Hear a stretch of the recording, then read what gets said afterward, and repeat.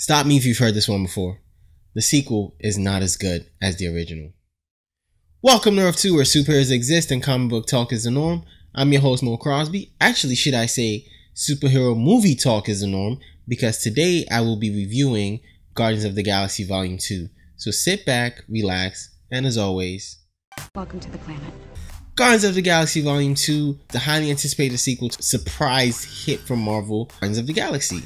Now, this movie literally kind of picks up the point where Guardians of the Galaxy ended, because the Guardians of the Galaxy are now famous. They're known around the universe, and people are, going to them requesting they do missions for them or solve problems for them. So one of the people that goes to them is the Sovereign, and we'll get into the Sovereign later on. But I just wanted to let you know the initial or where this movie is at the point where it starts off. Now, I don't really want to talk too much about it because Vito and I will still do a full review when he gets to see it, because I got to see it earlier than he did. It's unfortunate, but that's the way this happened. And I just decided, let me give you a little run on it before Vito and I get to do it for you guys. Okay? Now let's get into it. I'll start mine by doing this. Characters. So here are some of the characters that I thought were amazing in this movie. Yondu. Michael Rooker's Yondu was perfection. Like, he stepped it up for this sequel because he was good in the first movie. Don't get anything wrong, but he was a lot better and he had more to do, and his plot was a lot better in this movie as opposed to the first one. Baby Groot. Baby Groot was as adorable as you thought he was going to be. Now, if you've seen any of the trailers, commercials, TV spots, it's like 100 of them, so there's no way you can't see them, and everything has been Baby Groot so far. It is evident from that this movie is pushing Baby Groot, so you're definitely going to enjoy everything that Baby Groot does, and you're going to love his story, or just seeing him on screen. I mean, he does kind of get annoying, but he's a baby, and what baby isn't, to be honest? Ego. Kurt Russell was amazing as Ego. Like, just seeing him in when he's introduced into the movie, and when he and Peter Quill kind of meet up and they get there's so much emotional connection to that story point, to that plot point, that it was just really that was actually very amazing. Like, that was done very well. There's some stories and plots and points in this movie where it just seems a little rough and just a little like, okay, let me calm down because I know this movie might get better later on. But once you get past those things, and once you get to seeing Ego and Peter Quill just together, then all of that happened early on in the movie, you kind of get brushed past it. Gamora and her sister were fantastic together. I mean, what can I say? That was a nice little plot point, even though to me Gamora didn't really have a lot to do in the movie. Because, I mean, there are a lot of characters in this one. Just to start off break, there are a lot of characters, and there are a lot of story and plot points in this movie that each character is almost explored in. But you kind of, to me, Gamora has always been like a second lead, and in this movie she kind of like falls off. She didn't really have a lot to do. Drax the Destroyer is hilarious in this one. He, to me, in this movie was the punchline deliverer person. Like, he kept dropping punchline after punchline after punchline. Again, this movie has a lot of jokes in it. Like, almost every other line is a joke.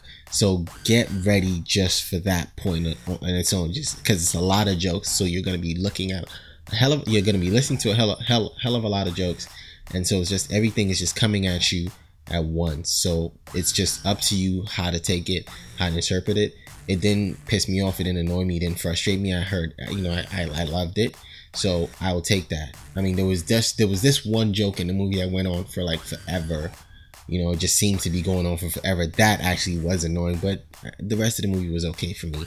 It was literally okay.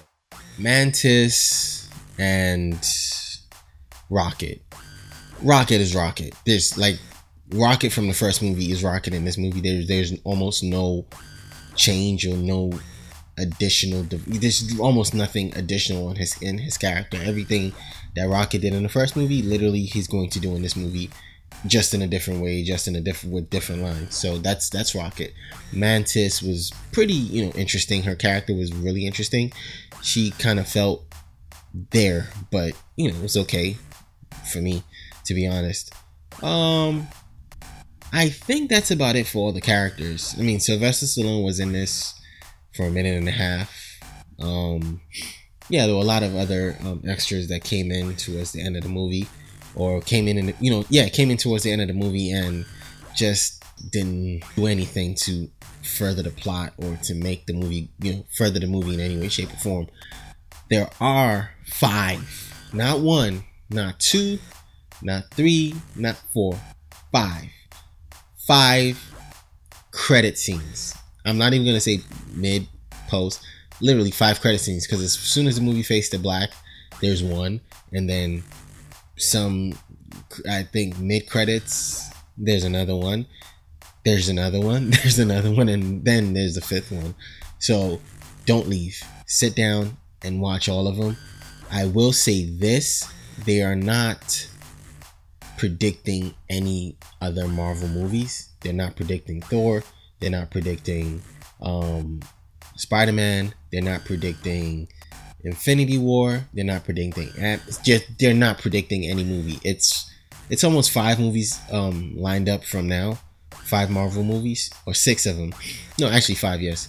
It's actually 5 Marvel movies lined up from now, and those movies are not predicted in Guardians of the Galaxy. It's predicting a 3rd Guardians of the Galaxy for you. So that's what those 5 credit scenes are doing. The story in the first half felt a little everywhere. It just felt a little everywhere. It was joke heavy in that first half of the movie. So you're kind of trying to catch story points, and then they're just hitting you with jokes. So it's like, let's compensate for the story being a little rough around the edges right now with jokes. That's literally my problem, my fault, my problem with the movie.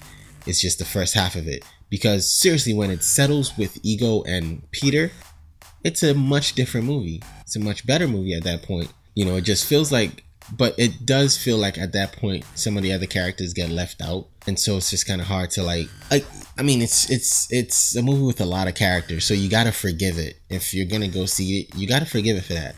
It's a lot of characters, and it's a lot of stuff that's in the movie that they very much could do without, but James Gunn happens to meld everything very well, and they happen to catch themselves towards the second half and towards the third act of the movie, and everything at that point smoothens itself out. All in all, Guardians of the Galaxy Volume 2 to me was good, not great, not very good, just good. I might see it again just in case I missed anything.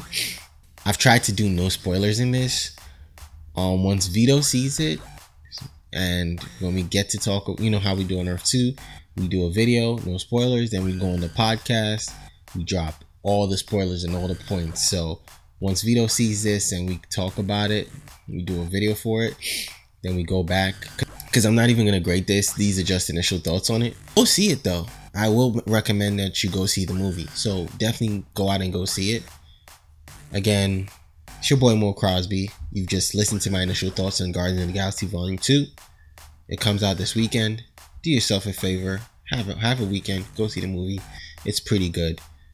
You'll enjoy it. Follow us on social media, Earth2, the number 2 Comiccast, Instagram, Twitter, Facebook.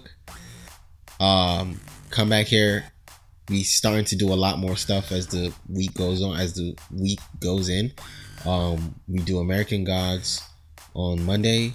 We do our comic book days, as you guys know, and we do our review for comic book events like the ones going on right now with DC and Marvel. So we do those. We do recaps and reviews for that on the channel. So come back and show us some love. Share the video, like it, comment, let us know what you want us to do for you. Also down in the comments, let me know if you're gonna see this. Let me know if this is something you've been looking forward to. Let me know if anything I've said today deterred you from seeing it. It really shouldn't, because I haven't said anything bad about it. Just talk to me. We try to talk back. Again, it's your boy MoeCrosby. You've been listening to my Guardians of the Galaxy Volume 2 review. Go fill your long boxes. Peace.